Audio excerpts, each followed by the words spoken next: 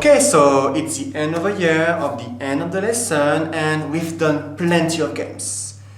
And lots of them, in fact. Well, now it's time to choose what game you want to play. So, I have a hat, or a box, or a bucket, paper, marker.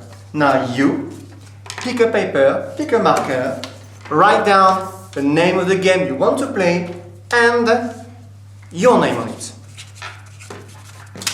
When you finish, put it in the hat.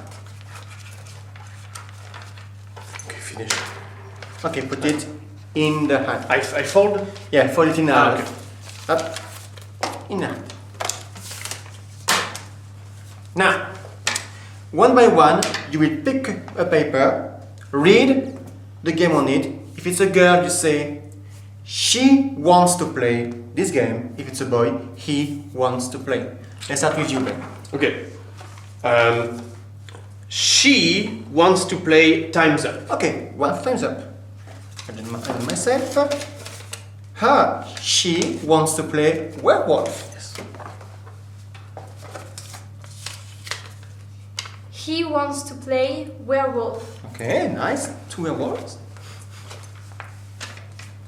He wants to play oxen.